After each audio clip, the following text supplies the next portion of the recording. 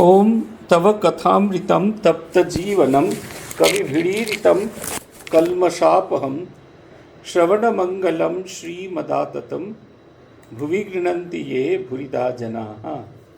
শ্রী ভগবানের অশেষ কৃপায় আবার আমরা সমবেত হয়েছি শ্রী শ্রী রামকৃষ্ণ কথামৃত থেকে পাঠ এবং আলোচনার উদ্দেশ্য নিয়ে। আমরা যে অংশটি পড়ছিলাম, ঠাকুর এক এক করে এক এক ভক্তের বাড়িতে যাচ্ছেন, এক এক জায়গায় এই তার ভক্ত সম্মেলন চলছে। তারিখটা হচ্ছে 2রা জুন 1883 খ্রিস্টাব্দ। সেই দিনের ঘটনা পড়ছি, জনে জনে বলতে পারছি না, মিউট করুন। এরপরে কাউকে মিউট না পেলে ক্লাসের বাইরে যেতে হবে, এটা আমি আর বারবার বলতে পারবো না। ক্লাস চলাকালীন দেরি করে ঢুকুন, আমার কোনো আপত্তি নেই, কিন্তু তারপরেও যদি এইরকমগুলো করেন তাহলে খুব মুশকিল। মানে আমাকে তো সব্যসাচী হতে হাত পা সব লাগাতে হবে, বুদ্ধিটা লাগাতে গিয়ে আর কিচ্ছু লাগানো হয় না, জানেন তো। এগুলো তো বুঝতে হবে আপনাদের। ঠাকুর শ্রীরামকৃষ্ণ কলকাতার ভক্ত মন্দিরে শ্রীযুক্ত রামচন্দ্র দত্তের বাড়ি কীর্তনানন্দে। ঠাকুর অধরের গলিতে অধরের বাড়ি হইতে কলহন্তরিতা কীর্তন শ্রবণ করিয়া রামের বাড়ি আসিয়াছেন। অনেকেই জিজ্ঞেস করেন কলহন্তরিতা কীর্তনটি কি। কলহ যেখানে আছে, কলহ কেন হয় না? কলহ হয় যখন আমরা ভগবানকে আপন বলে বোধ করি, তখন ভগবানের যদি সেন্স অফ পজিশনটা খুব তীব্র হতে থাকে, তখন ভগবানকে কেউ যদি বেশি ভালোবাসলো তাহলে তখন আমাদের কষ্ট হতে থাকে। শ্রীমতী রাধিকার কষ্ট হচ্ছে, তিনি অমুককে ভালোবাসছেন, তিনি তমুককে ভালোবাসছেন, তিনি অমুককে ভালোবাসছেন। আমাকে আর সেই তার সঙ্গে যে তার যে দুঃখ বেদনা, সেইগুলিকে যে কীর্তনের মাধ্যমে প্রকাশিত করা হয় তাই হলো এই কীর্তন। এতে দুঃখের জিনিস থাকে না, যেমন মাথুর কীর্তনে অসম্ভব দুঃখ, অসম্ভব বেদনা মেশানো থাকে। এই কীর্তনগুলোতে সাধারণত এরকম কোনো রকম কিছু থাকে না, বরং কিছুটা হাস্যরস, অন্যান্য জিনিস এর ভেতরে থাকে। তিনি ওখান থেকে রামের বাড়ি এসেছেন শিমুলিয়ার মধুরায়ের গলিতে। এই বাড়িটা নেই। যখন বিবেকানন্দ রোড বড় করা হলো তখন এই বাড়িটি রাস্তা তৈরি হওয়ার সময় ভাঙা পড়েছে,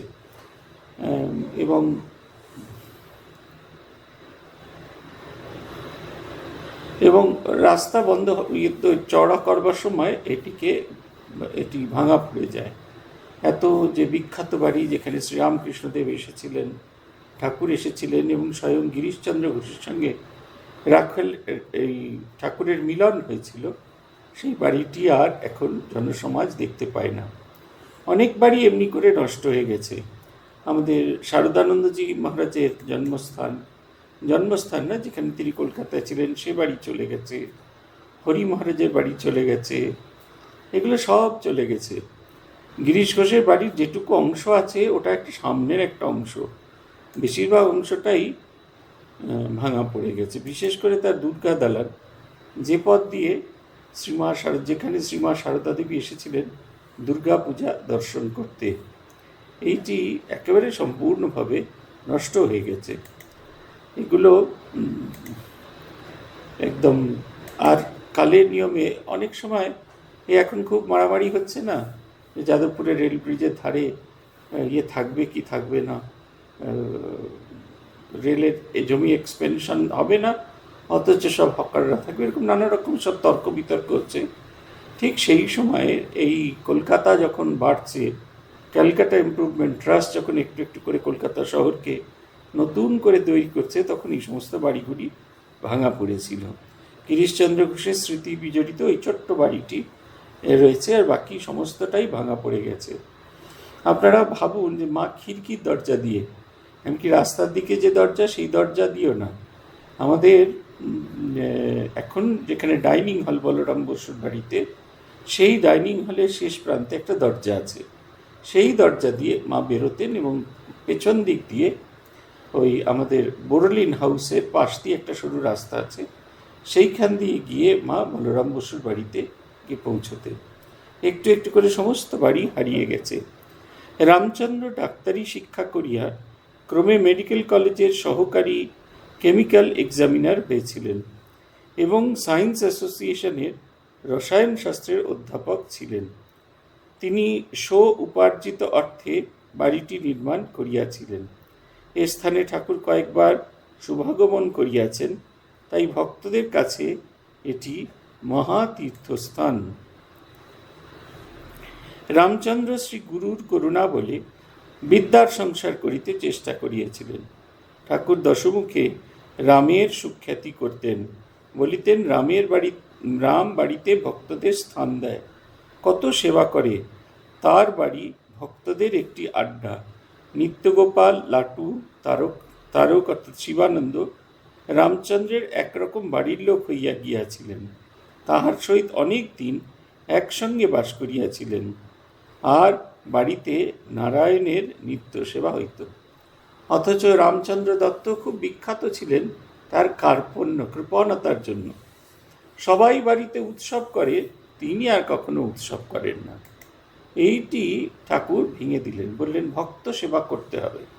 তাই রামচন্দ্র শুধুমাত্র নিজের বাড়িতে ভক্ত সেবা করতেন না, যখন যে বাড়িতে শ্রীরামকৃষ্ণ এসে উপস্থিত হতেন তখন সেই বাড়িতে উৎসবের কি আয়োজন হবে সেই আয়োজন ঠিক করবার জন্য তিনি রামচন্দ্র দত্তকে নিয়োগ করতেন।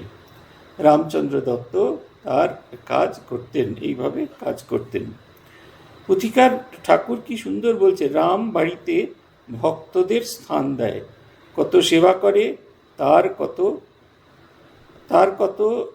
তার বাড়ি ভক্তদের একটি আড্ডা। শুধুমাত্র আমরা মনে করে থাকি যে বলরাম বসুর বাড়িতেই তারা থাকতেন, তা কিন্তু নয়। রামচন্দ্র দত্তের বাড়িতে, বিশেষ করে স্বামী শিবানন্দজি মহারাজের কোনো ঘর বাড়ি আর ছিল না। তিনি যে বাড়ি ছেড়ে এসেছিলেন আর তারপরে আর বাড়িতে ফিরে যেতে হয়নি তাকে। শিবা যখন ঠাকুর চলে গেলেন, কাশীপুর উদ্যানবাটি মেয়াদ শেষ হয়ে গেল, তখন কে কোথায় যাবে? তখন রামচন্দ্র দত্তের বাড়িতে এরা দুজন এসেছিলেন। কেউ বলরাম মন্দির ছিলেন, লাটু মহারাজ, শিবানন্দজি এবং বুড়ো গোপাল অদ্বৈতানন্দজি। এবং পরবর্তীকালে যখন বরানগর মঠ হয় তখন প্রথম তিনজন যে রেসিডেন্ট এখানে ছিলেন তারা হলেন এই তিনজন। ঠাকুর খুব আনন্দ প্রকাশ করতেন ভক্তদের, তিনি একটা আশ্রয়স্থল, একটা নির্ভরস্থল হয়ে উঠেছিলেন। রাম ঠাকুরকে বৈশাখী পূর্ণিমার ফুলদোলের দিন এই ভদ্রাসন বাটিতে পূজার্থে নিয়ে আসেন। ফুলদোল হচ্ছে ওই পুষ্প দোলোৎসব। আমরা দোল খেলি রং দিয়ে, এখানে দোল খেলা হয় ফুলের পাপড়ি দিয়ে। ফুলের যে পাপড়ি, গোলাপের পাপড়ি, বিভিন্ন ফুলের পাপড়ি, গাঁদা ফুলের পাপড়ি, এই সমস্ত পাপড়ি দিয়ে হয়। আর নানা রকমের ভালো ভালো জিনিস, যেমন বসন্ত আসার সময় যে গরমের ফুলগুলি এক এক করে আসতে থাকে, বেল, জুই, মালতী, তার সব নানা কিছু দিয়ে সেইগুলো দিয়ে ফুলদোল খেলা হয়। এটি বৈষ্ণবদের একটি উৎসব এবং বৈষ্ণবদের এই উৎসবটি চলতে থাকে। এই রকম এক বৈষ্ণব উৎসবে শ্রীরামকৃষ্ণ প্রথমবারের মতো আমাদের রামচন্দ্র দত্তের বাড়িতে এসেছিলেন। প্রায় প্রতি বৎসর এই দিনে ঠাকুরকে লইয়া ভক্তদের লইয়া মহোৎসব করিতেন। এটা একটা রীতি। আমরা শুধুমাত্র জন্মদিন পালন করি, এটা যেমন একটা, কিন্তু ভুলেই গেছি আমরা প্রথমবার ঠাকুরের কাছে আসার দিনটা। প্রায় দেখবেন আপনাদের কারুর মনে নেই, দীক্ষার দিন অনেকেরই মনে আছে, কিন্তু প্রথমবার ঠাকুরের কাছে এসেছিলাম, তাঁর আশ্রয় প্রার্থনা করেছিলাম, এই দিনটা আমরা একেবারে ভুলে গেছি। কেউ যদি খুব ছোটোবেলায় ভগবানের কাছে এসে থাকে সেটা একটা ডিফারেন্ট জিনিস, কিন্তু আমরা বেশিরভাগ ক্ষেত্রেই বড়োবেলায় নিজে নিজে ভগবানের কাছে এসেছিলাম, অথচ তারিখগুলো আমরা কিছুতেই মনে থাকে না। ভূতেশানজি খুব জোর দিতেন এই তারিখগুলো মনে রাখার জন্য। ওই কারণে আমার খুব মনে আছে, আমার 19শে এপ্রিল মন্ত্র দীক্ষা হয়েছিল, 6ই এপ্রিল আমি সাধু হতে মঠে এসেছিলাম, 27শে জানুয়ারি 2000 সালে ব্রহ্মচর্য দীক্ষা হয়েছিল, আর 21শে ফেব্রুয়ারি 2004 সালে সন্ন্যাস দীক্ষা হয়েছিল। মহারাজ বলেছিলেন এইসব বিভিন্ন দিনগুলোতে ঠাকুরের কাছে বিশেষ করে প্রার্থনা করবে। আমরা জন্মদিনেতেই প্রার্থনা করে থাকি, কিন্তু ভগবানের সঙ্গে আমাদের যে মিলনের দিনগুলো, এগুলো একেবারে আর কোনোভাবেই কাজে লাগে না। আমরা কোনোভাবেই এইগুলোকে আর করতে পারি না। কিন্তু এই দিনগুলোকেও চিন্তা করা দরকার। রামচন্দ্র সন্তান প্রতিম শিষ্যেরা এখনও অনেকে ওই দিনে উৎসব করেন। আজ রামের উৎসব, প্রভু আসিবেন। রাম শ্রীমদ্ ভাগবত কথামৃত তাহাকে শোনাইবার আয়োজন করিয়াছেন। ছোট্ট উঠান, কিন্তু তাহার ভিতরেই কত পরিপাটি। রামচন্দ্রের দত্তের বাড়িটা খুব বড় ছিল না। গিরিশচন্দ্রের প্রসঙ্গ যেখানে আমরা বর্ণনা করেছি, সেইখানে দেখলে আপনারা বুঝতে পারবেন যে আমরা রামচন্দ্রের বাড়ির বর্ণনা আছে। খুব ছোট্ট উঠান ছিল এবং চতুর্দিক দিয়ে ঘেরা বাড়ি। এই হচ্ছে কথা। রামচন্দ্রের ছোট্ট বাড়িতে উৎসবের আয়োজন হয়েছে এবং শ্রীমদ্ ভগবত কথামৃত তাকে শোনাইবার আয়োজন করা হয়েছে। ছোট উঠান, তার ভেতরেই কত পরিপাটি, ছোট্ট জায়গার মধ্যে পরিপাটি করা হয়েছে। বেদি রচনা করা হয়েছে, তাহার উপর কতকটা কুরু উপবিষ্ট। রাজা হরিশ্চন্দ্রের কথা শোনা হইতেছে। এমন সময় বলরাম ও অধরের বাড়ি হইতে ঠাকুর আসিয়া উপস্থিত। রামচন্দ্র আগুয়ান হইয়া ঠাকুরের পদধূলি মস্তকে গ্রহণ করিলেন এবং তার সঙ্গে আসিয়া বেদীর সম্মুখে তাহার পূর্ব হইতে নির্দিষ্ট আসনে বসাইলেন। চতুর্দিকে ভক্তেরা, কাছে মাস্টার। শ্রীরামকৃষ্ণদেব এসছেন। কালকে একটা ভারী সুন্দর, কাল না পরশু দিন একটা ভারী সুন্দর কথা শুনছিলাম। সেটা হচ্ছে শ্রীরামকৃষ্ণ কথামৃতকে নিয়ে একটি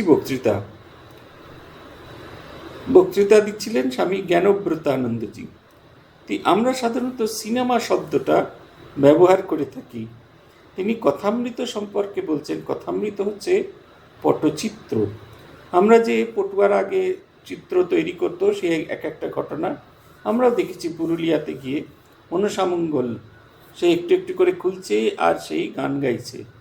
সব কথা বুঝতে পারছি না তা নয়, বুঝতে পারছি যে তা নয়, কিন্তু ওই ছবি দেখতে দেখতে ধীরে ধীরে সেই পটুয়ার সাথে এগিয়ে চলেছি ঘটনার দিকে। এইটি হচ্ছে কথা। এই রকমভাবে তাঁরা বর্ণনা করে চলেছেন, একটু একটু করে বর্ণনা করে চলেছেন কথামৃতের। এই কথামৃতও ঠিক সেই রকম।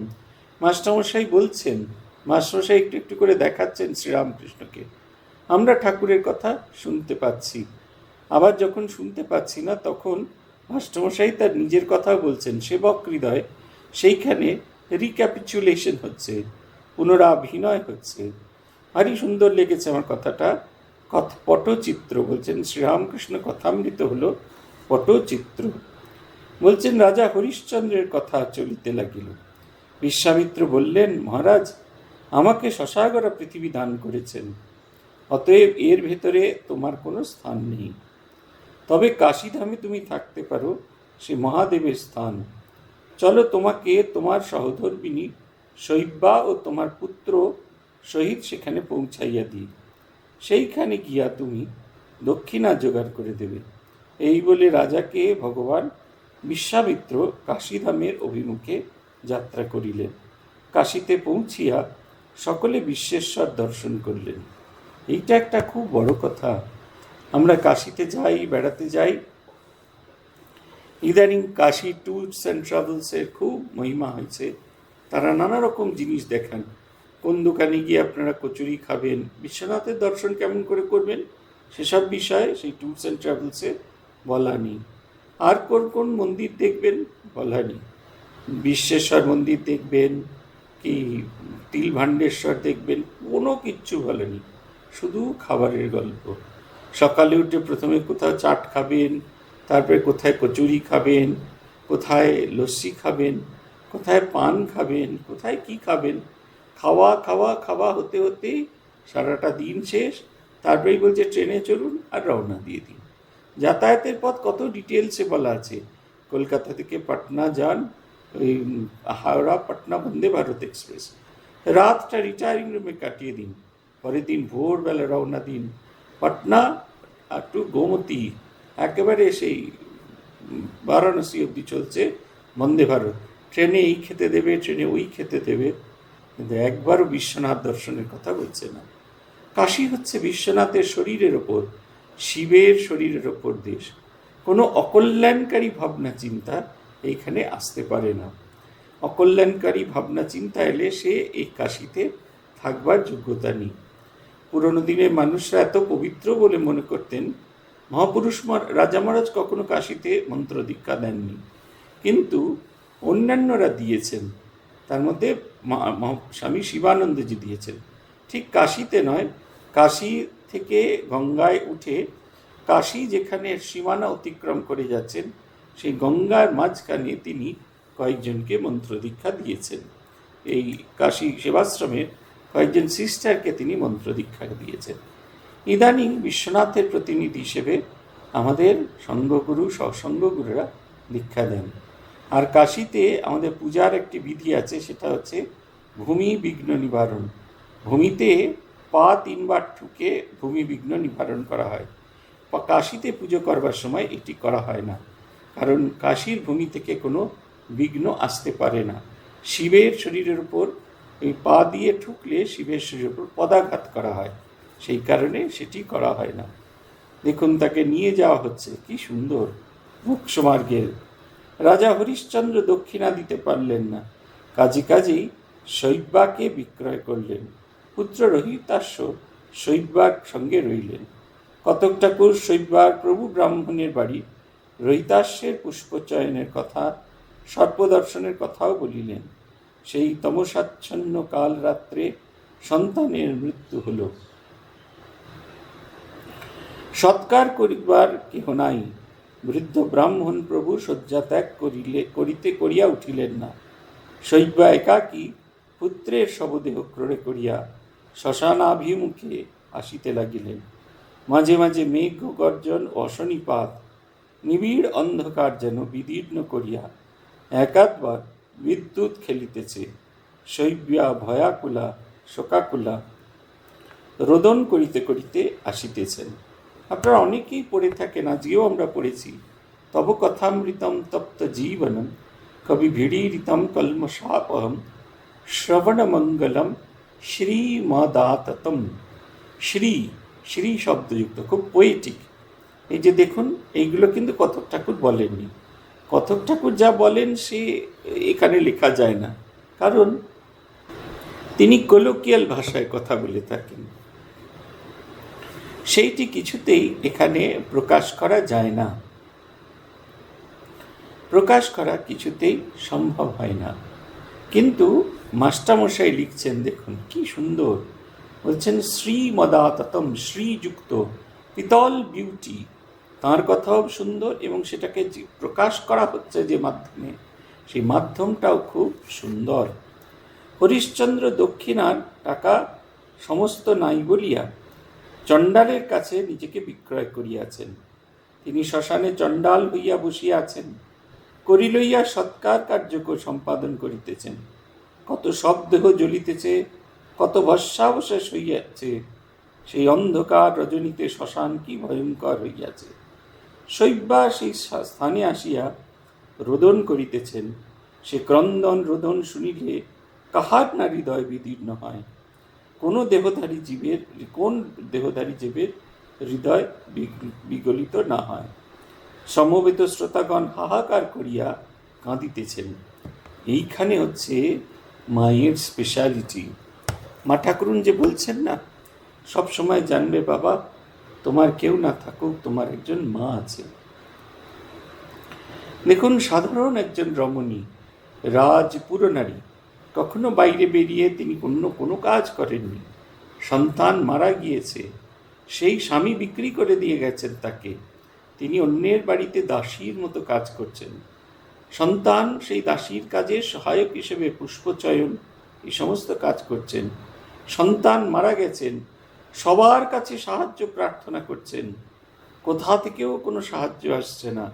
জননী একাকী সেই 2 ক্রোড়ের মধ্যে 3টা সন্তানকে নিয়ে যাচ্ছেন। তার সন্তানের শেষ ক্রিয়াকর্ম তিনি করবেন, তিনি কিছুতেই ছাড়ছেন না, কোনোভাবেই তার সন্তানকে ছেড়ে দিচ্ছেন না।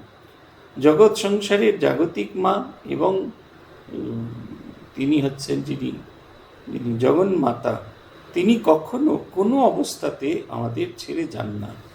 এই ঘটনাগুলো হয়তো দৃষ্টির অগোচর হন, আমাদের অনেকেরই মা বাবা চলে যান, তারা দৃষ্টির অগোচর হয়ে যান, কিন্তু তাদের যে শক্তি, তাদের যে রক্ষা করার যে শক্তি কোনো না কোনোভাবে আসে আমাদের। সেইবার এই অবস্থা সেটি দেখুন। ঠাকুর কি করিতেছেন? স্থির হইয়া শুনিতেছেন, একেবারে স্থির। একবার মাত্র চক্ষের কোণে একটি বাড়ি বিন্দু উদ্গত হইল, সেইটি মুছিয়া ফেলিলেন। অস্থির হইয়া হাহাকার করিলেন না কেন? মাস্টারমশাইয়ের কাছে এটা বড় প্রশ্ন, যে সমস্ত সাধারণ মানুষ হাহাকার করছে, কাঁদছে, ঠাকুর স্থির হয়ে আছেন। এমনকি চোখের কোণে যেটুকু সামান্য জল এসেছিল সেই জলও তিনি মুছে ফেললেন। তিনি সেই জল কিছুতেই আর রাখলেন না। কারণ ভগবান হচ্ছেন মায়াতীত, তিনি মায়াধীশ, তিনি মায়াতীত। এই জগৎ সংসারের কোনো মায়া দিয়ে তাকে পাওয়া যায় না, এটা তার একটা সত্তা। তিনি সব কিছুই দেখছেন, তিনি হলেন দ্রষ্টা, সব কিছুর মধ্যে আছেন। আমাদেরও ঠিক এরকম এই ভাবটা নিতে হবে, সব কিছুর মধ্যে আছি, অথচ আমরা কোনো কিছুর মধ্যে নেই, কোনো কিছু আমাদের স্পর্শ করছে না, কোনো কিছু আমাদের ভাবনা চিন্তাকে প্রভাবিত করছে না।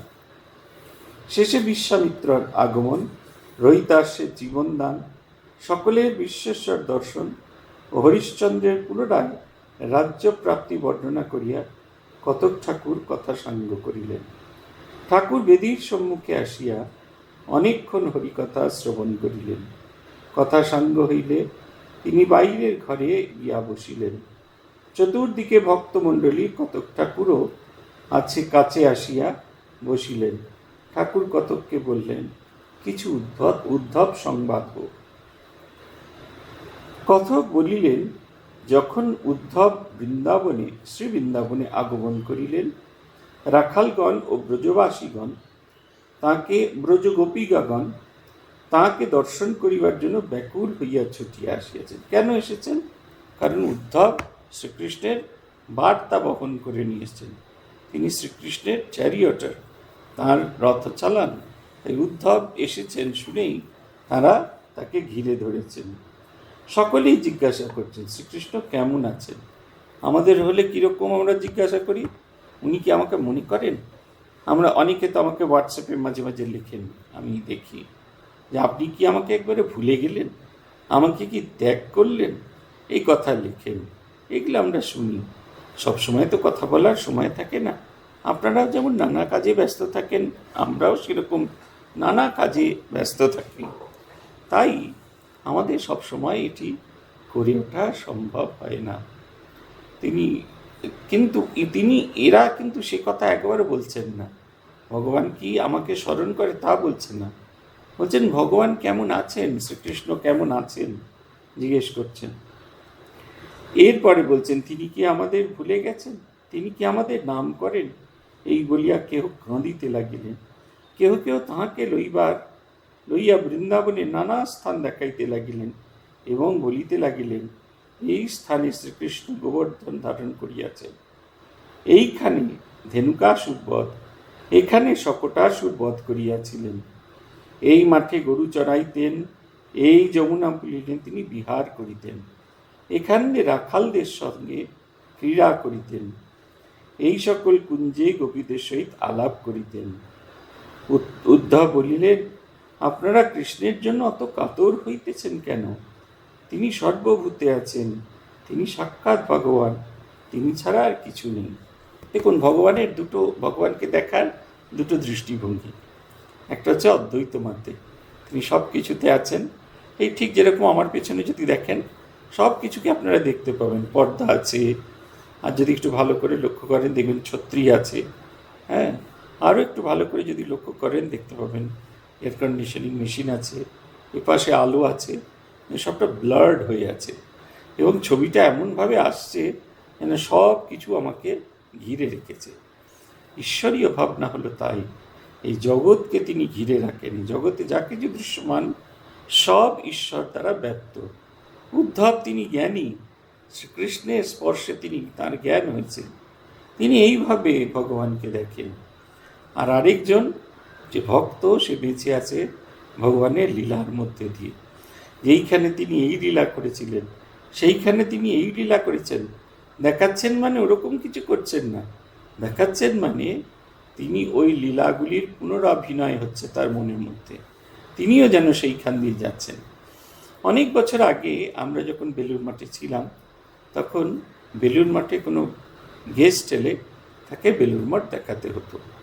একজন সেনাবাহিনীর খুব বড় অফিসার এসেছিলেন, তাকে বেলুড় মঠ দেখাতে গেলাম। তিনি আমাকে বললেন, আমায় স্ট্রাকচারাল ডিজাইন বোঝাবেন না, আমি নিজে আর্কিটেক্ট, আমাকে যেটা বোঝাবেন সেটা হচ্ছে কী ভাবনা থেকে স্বামী বিবেকানন্দ এই বাড়িগুলো তৈরি করলেন, এর পেছনে তার কোন ভাবনা কাজ করছে। আমরা তাকে খুঁটিয়ে দেখাতে থাকলাম। তিনি হাঁ করে দেখছেন আমাদের গর্ভমন্দির আর নাটমন্দির যেখানে জুড়ে আছে সেইখানকার পিলারগুলো। তিনি হাত দিয়ে দেখছেন, আমাকে ছবি দেখালেন, বললেন দেখুন এগুলো দেওয়ানি আম দেওয়ানি ঘাস, আমরাও জানি, কিন্তু একদম এক্স্যাক্ট সেই জিনিস। গেটের কাছে বৌদ্ধ চৈত্য, ওপরে রাজস্থানী ছত্রের কাজ করা, গেটের ভেতর দিয়ে ঢুকলে যে হল, সেটি বুদ্ধিস্ট যে বৌদ্ধ যে চৈত্যগুলো হয় তার মতো করে করা। গর্ভমন্দির নাটমন্দির সেটা জুড়ে আছে, সেইখানে ওপরে যে জাফরির কাজ এবং যে দেওয়ালগুলো যে পিলারগুলো আছে সেগুলো দেওয়ানি আম দেওয়ানি ঘাসে এইরকম পিলার ব্যবহার করছে, ইসলামীয় স্থাপত্য। তিনি খুঁটিয়ে দেখছিলেন নটি অবতারের নবগ্রহের মূর্তি চতুর্দিকে রয়েছেন, একটি করে জায়গা যাচ্ছেন। যখন তাকে স্বামীজির সেই সমাধিস্থল দেখিয়ে বললাম, তিনি যাত্রা করেছিলেন স্বামীজির ওই বাড়ি থেকে, চুপটি করে দাঁড়িয়ে তিনি ভাবার চেষ্টা করলেন। এমনভাবে তিনি ভাবছিলেন, দেখে মনে হলো স্বামীজি যেন সত্যি স্টিক হাতে এসেছেন, ওইখান থেকে এসছেন, এখানে এসে স্বামীজির যে সমাধিবেদী সেইখানে তার ছড়ি দিয়ে দাগ করে দিচ্ছেন। স্বামীজি তখনও বেশ সুস্থ, যদিও স্বামীজি অসুস্থ ছিলেন, কিন্তু সেই দিন স্বামীজি বেশ সুস্থ ছিলেন। স্বামীজি বলছেন, আমার শরীর গেলে এইখানে আমায় দাহ করা হোক। উনি বলছেন, আমার ভাবতেই কীরকম অবাক লাগছে।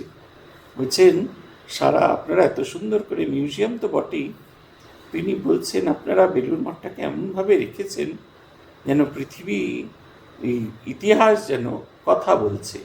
এই দেখুন সেই ঘটনাগুলোর পুনরাভিনয়। এই ভক্তরা দেখাচ্ছে, শুধু দেখাচ্ছে না, প্রত্যেকটি দেখানোর মধ্যে দিয়ে তারা ভগবানের সঙ্গ সুধা পান করছে। তিনি বলছেন, আপনারা এত ব্যাকুল হচ্ছেন কেন? তিনি সর্বভূতে আছেন। গোপীরা বলছেন, আমরা ওসব বুঝতে পারি না, আমরা লেখাপড়া কিছুই জানি না, কেবল আমাদের বৃন্দাবনের কৃষ্ণকে জানি, যিনি এখানে নানা ক্রীড়া করিয়া গিয়াছেন। উদ্ধব বলিলেন, উনি সাক্ষাৎ ভগবান, তাকে চিন্তা করিলে এই সংসারে আসিতে হয় না, জীব মুক্ত হয়ে যায়। গোপীরা বললেন, আমরা মুক্তি এসব কথা বুঝি না, আমরা আমাদের প্রাণের কৃষ্ণকে অবশ্যই দেখতে চাই। এই হচ্ছে ভক্তের বৈশিষ্ট্য। তারা সাধারণ কিচ্ছু চান না, মুক্তি টুক্তি কিচ্ছু চান না, তারা সেই লীলা আপনি প্রভু সৃষ্টি বাঁধন করে বাঁধা সবার কাছে। ভগবান এরকমভাবে লীলা করে চলেছেন। আমরা যদি দক্ষিণেশ্বরকেও এইভাবে দেখি না, প্রত্যেকটি লীলাস্থল, কামারপুকুর জয়রামবাটিতে তো আপনার মাথার পোকা খাইয়ে দেবে যে চলুন আপনাকে দেখাতে নিয়ে যাব, চলুন আপনাকে দেখাতে নিয়ে যাব, 20 টাকা ঘন্টা দিলেই হবে দেখাতে নিয়ে যাব। কিন্তু যদি একটু লেখাপড়া করে একটু পড়াশোনা করে যান, তাহলে দেখবেন এই তীর্থস্থলগুলো জীবন্ত অবতারের জীবন্ত লীলার সাক্ষী হয়ে আছেন। যেখানে যেখানে তার পায়ের ধুলো পড়েছেন সেই জায়গায়। আগে আমরা ছোটবেলায় এইতে যেতাম সকালের দিকে, ছোট মানে কলেজে পড়ি তখন, সকালের দিকে বলরাম মন্দিরে যেতাম। বলরাম মন্দিরে এখনকার মতো তখন ভিড় হতো না, আর তখন ওই ঘরের মেঝেতে অত মোটা পুরু কার্পেট ছিল না, একটু কার্পেটটা তুললে মেঝে সেই খোয়া ওঠার রূপটা দেখা যেত, সেই খোয়া ওঠার রূপে আমরা হাত দিতে পারতাম। ওই ঘরের ওপর ঠাকুর হেঁটে চলেছেন, আমরা নিজেরা ট্যাঁকে করে কথামৃত নিয়ে যেতাম এবং বলরাম ভবনে ঠাকুর যে কথামৃত যে কথাগুলো বলেছেন সেইগুলোর পাঠ করতাম আর সেগুলোর কল্পনা করার চেষ্টা করতাম। তখনও ভেতরের বাড়িটা আসেনি, তাই ঠাকুর যখন ভেতরের সিঁড়ি দিয়ে গিয়ে মেয়েদের সঙ্গে দেখা করতেন, ওই অংশটা আমাদের সম্পূর্ণ কল্পনার বাইরে ছিল, কিন্তু সবটুকু পড়তাম। আমাদের এটা তখন একটা রোগ বিশেষ হয়ে গিয়েছিল। ব্রহ্মানন্দ চরিত ধরে রাজা মহারাজের গল্প, এই সিঁড়ি দিয়ে উঠে সোজা যে ঘরটা, যেটা এখন ভান্ডার ঘর, এই ঘরে স্বামী ব্রহ্মানন্দজি মহারাজ থাকতেন। কি করতেন তিনি! এই বারান্দায় তিনি হামাগুড়ি দিতেন, মনে হতো যেন জীবন্ত জাগ্রত লীলার পুনরাভিনয় হচ্ছে। ভগবানকে অনুধাবন করার একটি কথা। ভক্ত বলছে, আমি জানতে চাই না তাকে তিনি সর্বব্যাপী, তিনি মুক্তির অধিশয়, সব কিচ্ছু জানতে চাই না। আমরা শুধু আমাদের বৃন্দাবনের কৃষ্ণকে জানতে চাই। মুক্তি টুক্তি কিচ্ছু চান না। ভগবানের চিন্তায় এমনভাবে লীন হয়ে গেছে, তাদের নিজেদের সত্তা ভগবতভাবে এমনভাবে ভাবিত হয়ে গেছে, তাদের আর নিজের বলতে কিছু নেই। আর নিজের বলতে কিছু নেই বলে চাওয়ারও আর কিছু নেই, বলছেন তিনি। ঠাকুর শ্রীরামকৃষ্ণ এই সকল কথা এক মনে শুনিতে লাগিলেন ও ভাবে বিভোর হইলেন। বলিলেন, গোপীরা ঠিক বলেছে। এই বলে তাহার সেই মধুর কণ্ঠে গান গাইতে লাগিলেন। আমি মুক্তি দিতে কাতর নই, শুদ্ধা ভক্তি দিতে কাতর হই। শ্রীরামকৃষ্ণ কথকের প্রতি গোপীদের ভক্তি প্রেমা ভক্তি, অব্যভিচারিণী ভক্তি, নিষ্ঠা ভক্তি। ব্যভিচারিণী ভক্তি কাকে বলে জানো? জ্ঞান মিশ্রা ভক্তি। যেমন কৃষ্ণই সব হয়েছেন, তিনি পরব্রহ্ম, তিনি রাম, তিনি শিব, তিনি শক্তি, কিন্তু ও জ্ঞানটুকু প্রেমা ভক্তির সঙ্গে মিশ্রিত নাই। দ্বারকায় হনুমান এসে বললেন, সীতারাম দেখব। ঠাকুর রুক্মিণীকে বললেন, তুমি সীতা হয়ে বসো, তা না হলে হনুমানের কাছ থেকে রক্ষা নেই। পাণ্ডবরা যখন রাজসূয় যজ্ঞ করেন, তখন যত রাজা সব যুধিষ্ঠিরকে সিংহাসনে আসিয়া প্রণাম করিলেন। বিভীষণ বললেন, আমি এক নারায়ণকে প্রণাম করব, আর কারুকে করব না। তখন ঠাকুর নিজে যুধিষ্ঠিরকে ভূমিষ্ঠ হয়ে প্রণাম করতে লাগলেন। তখন বিভীষণ রাজমুকুট শুদ্ধ সাষ্টাঙ্গ হয়ে যুধিষ্ঠিরকে প্রণাম করলেন। কীরকম জানো? যেমন বাড়ির বউ দেওর, শ্বশুর, ভাসুর, স্বামী সকলের সেবা করে, পা ধোয়ার জল দেয়, গামছা দেয়, পিড়ে পেতে দেয়, কিন্তু এক স্বামীর সঙ্গে অন্যরকম সম্বন্ধ। কি সুন্দর কথা! ঠাকুর বলছেন, আমি মুক্তি দিতে কাতর নই, শুদ্ধা ভক্তি দিতে কাতর। ভগবানকে পাওয়ার জন্য যে শুদ্ধা ভক্তির আমাদের প্রয়োজন, তা সত্যই বিরল। চাইলেই তা পাওয়া যায় না, এবং সেটি সহজে ভগবান আমাদের দেন না। তিনি সেগুলি কিছুতেই আমাদের দিতে চান না। কেন দিতে চান না? আমাদের অর্থনীতিতে পড়ানো হতো ডিমান্ড অ্যান্ড সাপ্লাই। ডিমান্ড যত বাড়বে, সাপ্লাইও তত বাড়বে। আমরা যদি স্কেয়ারসিটিস তৈরি করতে পারি, এই পিটার ড্রাকারের একটা সূত্র আছে, কন্ট্রাইভ স্কেয়ারসিটিস। বাজারে কোনো একটা জিনিস আছে, কিন্তু কেউ কেউ মজুত করে রেখে দিচ্ছেন। এরকম যখন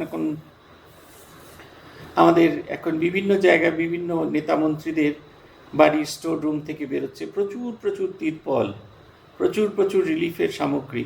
অত যখন রিলিফ হয়, আমাদের এখানেও গত বছরে যখন ঝড় হলো, একটা তিরপল নেই, বাজারেও নেই, এমনকি কোনো জায়গাতে নেই। পঞ্চায়েত বলছে তাদের কাছে নেই, ও বলছে তার কাছে নেই, সে বলছে তার কাছে নেই। অথচ এখন প্রত্যেক নেতামন্ত্রীর বাড়িতে রাশি রাশি রয়েছে। ভগবান ঠিক সেই রকম কিছুতেই এই শুদ্ধা ভক্তি দিতে চান না। শুদ্ধা ভক্তির জন্য একটা ফন্দিয়াটা অভাব, একটা কন্ট্রাইভ স্কেয়ারসিটিস তৈরি করে রাখেন। অন্যান্য সব কিছু এমন একবারে খুলে দেন, এটা নাও, সেটা নাও, ওটা নাও, এমন কিছু খুলে দেন, কিন্তু কিছুতেই তাঁকে ভালোবাসতে গেলে যে ভক্তির প্রয়োজন আছে, সেইটা তিনি লুকিয়ে রাখেন নিজের কাছে।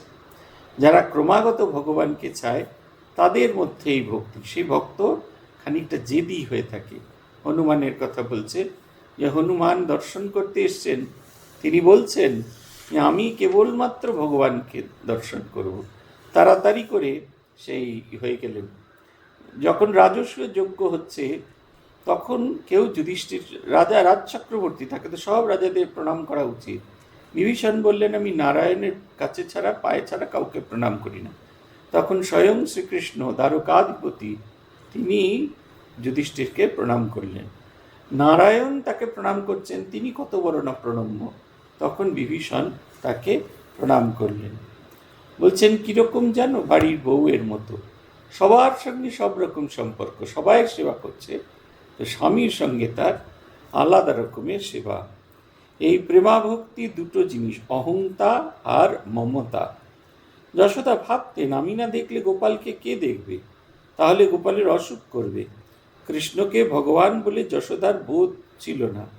আর মমতা, আমার জ্ঞান, আমার গোপাল। উদ্ধব বললেন মা, তোমার কৃষ্ণ সাক্ষাৎ ভগবান, তিনি জগৎ চিন্তামণি, তিনি সামান্য নন। যশোদা বললেন ওরে, তোদের চিন্তামণি নয়, আমার গোপাল কেমন আছে জিজ্ঞাসা করছি। চিন্তামণি নয়, আমার গোপাল।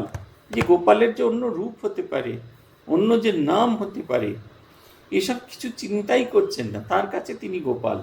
দেখবেন আমি একজন বয়স্ক মহিলাকে দেখেছিলাম, শীতকালে তিনি বাজার করে ফিরেছেন, আমাদের ক্লাসে এসেছিলেন দেখলাম। তা অন্যান্য জিনিসপত্র বার করতে গিয়ে টুমটুম করে পড়ে গেছে, ওই যেখানে প্রণাম হয় সেইখানেই পড়েছে, কারণ পায়েটায় পড়েনি।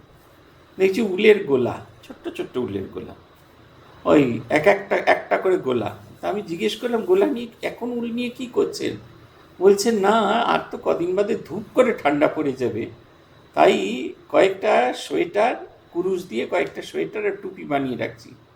গোপালকে তাহলে সকালবেলা ঘুম থেকে তুলেই ওইগুলো পরিয়ে দেবো, চান করিয়েই পরিয়ে দেবো, না হলে হবে না।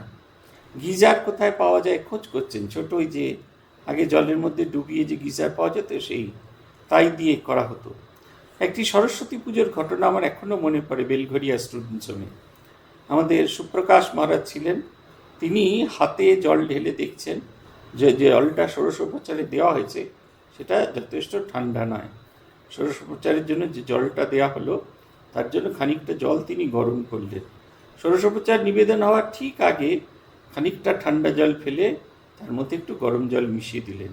সেই ঈষদ উষ্ণ জল, মন্ত্র বলা হলো ঈষদ উষ্ণ দকায়, উষ্ণ জল, গরম জল দিয়ে দেবীকে স্নান করানো হচ্ছে। সরস্বতী পূজা তো খুব ঠান্ডা। আমি অবাক বিস্ময়ে ভাবছিলাম তিনি অনুভব করছেন যে এই গরমে এই ঠান্ডায় ঠান্ডা জলে স্নান করলে তার কি কষ্ট। এইটা হচ্ছে প্রেমাভক্তির এর অহংতা, যে আরে তাঁর কাছে কি, তিনি এমনি করে জল ঢালবেন, ঈষদুষ্ণ জল পড়বে, ঠান্ডা জল তুলে ঢালবেন, তার এত শক্তি আছে। আমি ভাবছি আমি যদি না দেখি তাহলে কি করে হবে। এই ঠান্ডা লাগিয়ে ফেললো, ঠান্ডা জল যদি দিই এক্ষুনি বাচ্চা ছেলে মুখ হাত পা ধুয়ে ঠান্ডা লাগিয়ে ফেললো। গোপীদের কি নিষ্ঠা, মথুরার দাড়িকে অনেক কাকুতি মিনতি করে সবাই ঢুকলো। দাড়ি কৃষ্ণকে তাদের কাছে, তাদের দাড়ি কৃষ্ণের কাছে তাদের লয়ে গেল, কিন্তু পাগড়ি বাঁধা শ্রীকৃষ্ণকে দেখে তারা হেট মুখ হয়ে রইল। পরস্পর বলতে থাকলো এই পাগড়ি বাঁধা আবার কে, তার সঙ্গে আলাপ করলে আমরা কি শেষে দ্বিচারিণী হব? আমাদের পীত ধরা মোহন চূড়া পড়া সেই প্রাণবল্লভ কোথায়? দেখেছো এদের কি নিষ্ঠা, বৃন্দাবনের ভাবই আলাদা। শুনেছি দ্বারকার কাছে লোকেরা অর্জুনের কৃষ্ণকে পূজা করে, তারা রাধা চায় না। ভক্ত জিজ্ঞাসা করছেন কোনটি ভালো, জ্ঞানমিশ্রা ভক্তি না প্রেমা ভক্তি? ঠাকুর বলছেন ঈশ্বরে খুব ভালোবাসা না হলে প্রেমা ভক্তি হয় না। আর আমার জ্ঞান, 3 বন্ধু বন দিয়ে যাচ্ছে, বাঘ এসে উপস্থিত। একজনের ভাই আমরা সব মারা গেলুম। একজন বললেন কেন মারা যাব কেন, এসো ঈশ্বরকে ডাকি। আরেকজন বললেন না, তাকে আর কষ্ট দিয়ে কি হবে, এসো এই গাছে উঠে পড়ি। যে লোকটা বললে আমরা মারা গেলুম সে জানে না যে ঈশ্বর রক্ষাকর্তা আছেন, আর যে বললে এসো আমরা ঈশ্বরকে ডাকি সে জ্ঞানী। তবে বোধ আছে যে সৃষ্টি স্থিতি প্রলয় ঈশ্বর সব করছেন। আর যে বলল তাকে কষ্ট দিয়ে কি হবে, এসো গাছে উঠি, তার ভেতর প্রেম জন্মেছে, ভালোবাসা জন্মেছে। তার প্রেমের স্বভাবই এই, আপনাকে বড় মনে করে আর প্রেমের পাত্রকে ছোট মনে করে। পাছে তার কষ্ট হয়, কেবল এই ইচ্ছা যে যাকে সে ভালোবাসে তার পায়ে কাঁটাটি পর্যন্ত না ফোটে। ঠাকুর ভক্তদিগকে রাম উপরে লইয়া গিয়া নানাবিধ মিষ্টান্ন দিয়া সেবা করিলেন। ভক্তেরা মহানন্দে প্রসাদ পাইলেন। এই তিনটি আদর্শ, কিন্তু তার মধ্যে সহজ হচ্ছে এই শেষেরটি। এটি আমরা মায়েদের ভেতরে ভীষণভাবে দেখতে পাই। ছেলে বড় হয়ে গেছে, তবু মা কিছুতেই তাকে বাজার করতে যাওয়ার কথা বলেন না। কেন বলেন না? ওর যদি পাছে কষ্ট হয়, সেই কারণে তিনি তাকে বাজার করতে যাওয়ার কথাটাও বলেন না। তিনি কষ্ট করেন। আজকেই দেখছিলাম একটা এই বিভিন্ন চ্যানেল থেকে আসে, সেইখানে ভদ্রমহিলা বলছেন যে আমার শরীরটা কয়েকদিন ধরে খুব খারাপ, কিন্তু আমার ছেলে বলেছে কোথা থেকে প্রসাদ এসেছিল, ওই রকম পোলাও সে খাবে। প্রথম দিন সে এসে আমাকে কিছু বলেনি, কারণ আমার খুব জ্বর ছিল। দ্বিতীয় দিনও কিছু বলেনি, আজকে খুব বিনীতভাবে বলছে। ভদ্রমহিলা ভালো করে দাঁড়াতে পারছেন না, হাঁটতে পারছেন না, তথাপি সন্তানের জন্য তিনি এই কষ্টটি স্বীকার করছেন। ঠিক এই রকম ভাবনা, কিসে তার প্রীতি হবে, এইটা যদি ভাবি, দেখবেন আমাদের নিজেদের যে কষ্ট দুঃখ সেগুলো কখন অপসৃত হয়ে যাবে, সব কিছু চলে যাবে। আমরা আমাদের ছেলে মেয়েদের মানুষ করার জন্য কত কষ্ট সহ্য করি। কেন করি? আমরা তাদের খুব ভালোবাসি। এই সন্তানের প্রতি ভালোবাসা, পিতামাতার প্রতি ভালোবাসা, এই ভালোবাসাগুলো যখন আমাদের ভগবানের প্রতি হয়, আমাদের হৃদয়ের উত্তরণ হয়। এবং হৃদয়ের যখন উত্তরণ হয়, তখন আমরা নিজেকে ভুলে গিয়ে এক অন্য রাজত্বে বাস করি। আজ এই পর্যন্ত। ওম নিরঞ্জনম নিত্যম অনন্তরূপম ভক্তানুকম্পাধৃতবিগ্রহম বৈ ঈশাবতারম পরমেশমিड्यम तं रामकृष्णं शिरसा नमामि। ओम शांति, ओम शांति, ओम शांति। हरि ओम। श्री रामकृष्णार्पणमस्तु।